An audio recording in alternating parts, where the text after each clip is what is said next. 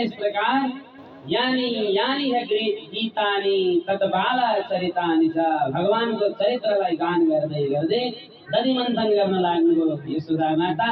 तब भगवानलाई उसै समय स्तनपान गर्ने इच्छा भयो, दौडेर आउनुभयो।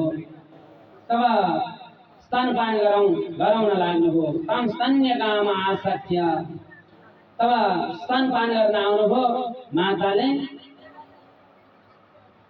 वीत्वा दधिमन्थानं निषेधत प्रीतिमा भवन भगवानले स्तनपान गर्दै सोध्नुभयो, माता यस संसारमा सबैभन्दा प्रिय वस्तु हजुरको को छ भनेपछि, हे पुत्र वृद्ध अवस्थामा तिमीलाई प्राप्त गरेको तिमी भन्दा प्रिय वस्तु यस संसारमा केही पनि छैन भन्दै हुनुहुन्थ्यो यशोदा माताले।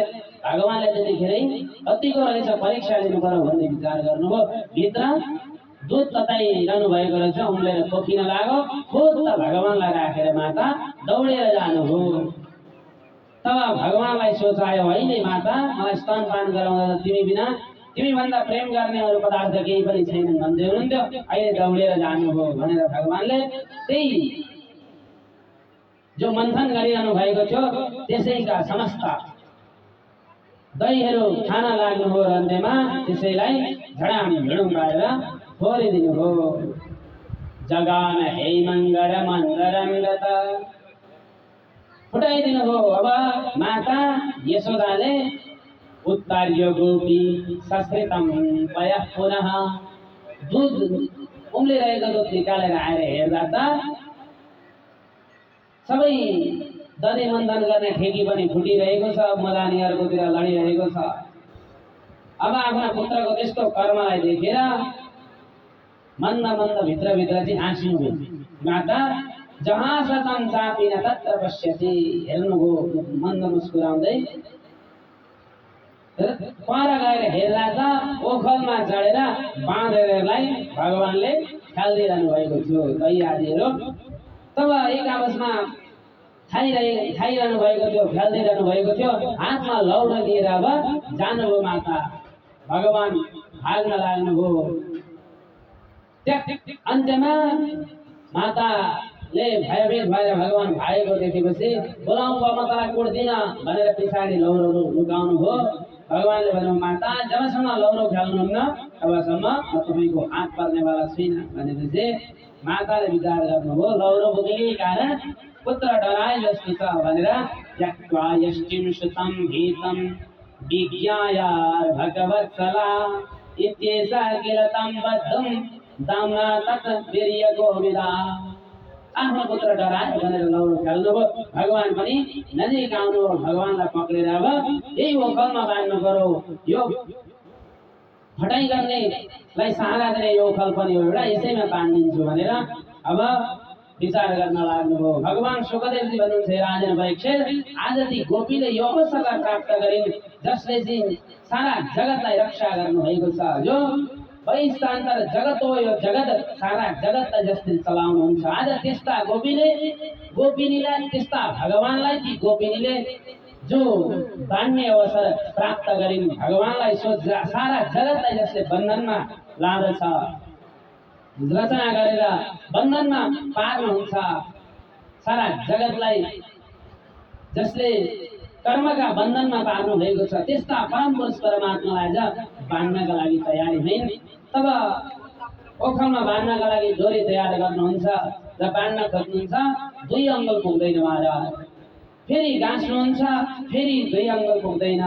यस्तै प्रकारले तदपि न्यूनम तेनान्यदपि सन्दधे, जति जोडो त्यति 2 अङ्गुल कम हुन्छ। अब भगवानले विचार गर्नुभयो, मातालाई धेरै श्रम भयो भन्ने जानेर भगवान प्रेमको बन्धनमा पर्नुभयो र स्वबन्धने आफै प्रेमको बन्धनमा परेर माताले ओखलमा बाँधेर छोडिदिनुभयो। भित्रका केही काम गर्न लाग्नुभयो। तब भगवान दौडेर यसो हेर्नुभयो। आँगनमा 2टा अर्जुनका वृक्ष थिए, जोडी अर्जुनका वृक्षलाई यसो हेर्नुभयो, त्यसका बीचमा गएर अब झड्का लाउन थाल्नुभयो त्यसलाई।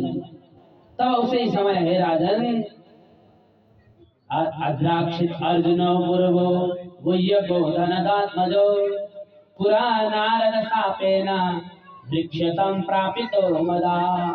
अर्जुन का वृक्ष थिए जो नारद जी का श्राप का कारण वृक्षलाई प्राप्त गरेका थिए, तिनीहरूको उद्धार गर्नु हो भनेपछि राजा परीक्षितले प्रश्न गर्नु हो, के कारण नारदले श्राप दिनुभएको थियो भनेपछि एक दिन भगवान रुद्र शिवजी का अनुसार थिए, कुबेरका पुत्र भएका कारण अत्यन्त उद्दण्ड भएका थिए। एक दिन नारदजी जाँदै हुनुहुन्थ्यो, गंगामा स्नान गरिरहेका थिए, तर नग्न अवस्थामा स्नान गरिरहेका थिए। नारदजीलाई देखेर यिनीहरूले लुगा पनि लगाएन। त्यो जड समान भएको देखेर नारदजीले, अरे ओ दुष्ट, तिमीहरू बासा जड योनिलाई प्राप्त गर्नेछौ, वृक्ष योनिलाई प्राप्त गर्नेछौ भनेर श्राप दिनुभएको थियो। त्यही कारणले आज अनि अन्तमा भगवान अनुनय विनय गरे, हे ऋषि हाम्रो गल्ती हो, हामीलाई क्षमा दिनुहोस् भनेपछि भगवान श्री कृष्णले द्वापर युगमा अवतारलाई धारण गरेर तिनीहरूको उद्धार गर्नुहुनेछ भनेर राजा परीक्षित आशीर्वाद दिनुभएको थियो। त्यही कारण आज भगवानले तिनीहरूको पनि उद्धार गर्नुभयो। धडामसँगले ती वृक्ष भुइँमा लडो आवाज आयो, त्यहाँबाट दिव्य दुई पुरुषहरू प्रकट भए। प्रकट भएर भगवानको प्रार्थना गर्न लागे। कृष्ण कृष्ण महायोगी स्वमाद्य पुरुष पर व्यक्त व्यक्तमिदं विश्वं रूपं ते ब्राह्मणा विदुः। हे कृष्ण, हे महायोगिन, सारा जगतमा तपाईँ व्याप्त हुनुहुन्छ, त्यसलाई त ज्ञानी ज्ञानी पुरुषले मात्र जान्दछन्। तपाईँ प्रकृतिदेखि पनि पर हुनुहुन्छ, सूक्ष्म अत्यन्त सूक्ष्म रज सत्व तमोमयी रजगुणलाई पनि धारण गर्नुहुन्छ, तमोगुणलाई पनि धारण गर्नुहुन्छ, तर त्योदेखि अलग रहनुहुन्छ। साक्षात सर्व क्षेत्र विकारविद, समस्त प्राणीहरूको क्षेत्र यानी आत्माको विकारलाई समस्तलाई जान्नेवाला हुनुहुन्छ तपाईँ। तस्मै तुभ्यं भगवते वासुदेवाय वेदसे। हे भगवान, हजुर वासुदेवलाई हाम्रो नमस्कार छ। आज तपाईको अवतार समस्त शरीरधारीहरूलाई कल्याण गर्नका लागि भएको हो भनेपछि भगवानले आशीर्वाद वरदान माग के चाहन्छौ भनेपछि आज नारदजीको कृपाले हजुरको दर्शन गर्ने हामीले अवसरलाई प्राप्त गर्यौं महाराज। हामीलाई केही पनि चाहिँदैन, एउटा वरदान छँदै दिनुहोस्। वाणी गुणानुकथने श्रवणो कथायां हस्तौ च कर्मसु मनस्तव पादयोर्न स्मृत्या शिरस्तव निवास जगत् प्रणामे दृष्टि शतं दर्शनेस्तु भवतनुना। वाणी गुणानुकथने, हाम्रो वाणीहरूले हजुर नित्य निरन्तर हजुरका कथा गुणानुवाद नाम संकीर्तनको उच्चारण गरोस्। श्रवणौ कथायाम, हाम्रा कानहरूले हजुरका कथालाई नित्य निरन्तर सुन्न पाऊँ। हस्तौ च कर्मसु मनस, हातद्वारा हजुरका नि सेवा पूजाका कर्म गर्न पाइयोस्।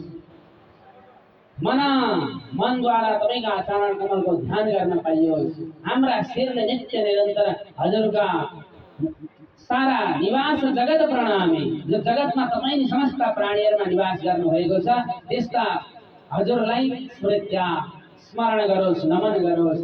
दृष्टि शतां दर्शनेस्तु भवतनुना, हाम्रो नेत्रले जो समस्त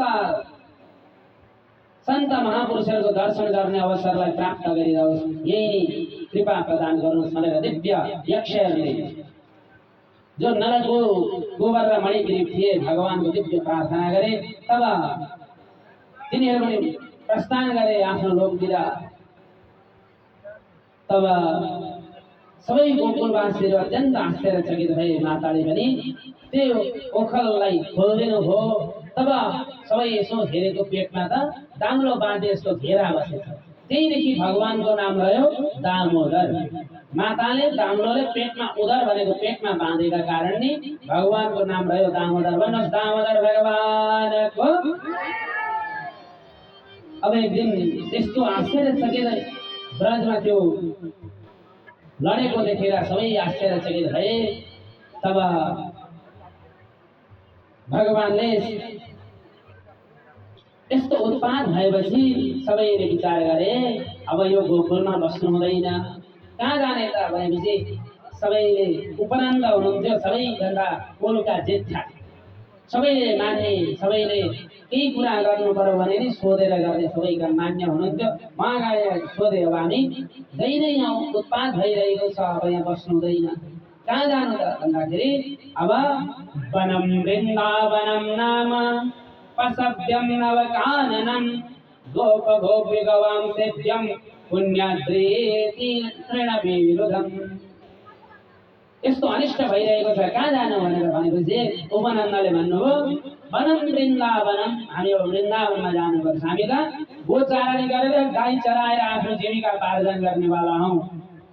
त्यसकारण त्यहाँ सुन्दर घाँसहरू पनि छ, गोवर्धन पर्वत पनि छ र त्यहाँ सबैतिर गोप गोपी गवां सेव्यम, गाई गोपहरूलाई सबैलाई सेवन गर्ने युक्त स्थान छ, त्यहाँ अब जानुपर्छ भनेर सबैले अब आदेश दिनुभयो। सबैलाई गोरु गाडामा सबैले आफ्ना आफ्ना सामान लगाउने र त्यस पछाडि सबै जानुपर्छ भनेपछि सबैले ठिक छ जाउँ भनेर इच्छा गरे। तब वृद्धान बाला स्त्रियो राजन सर्वोपकरणानि च अन आरोप्य गोपाल यथार्थसरासन।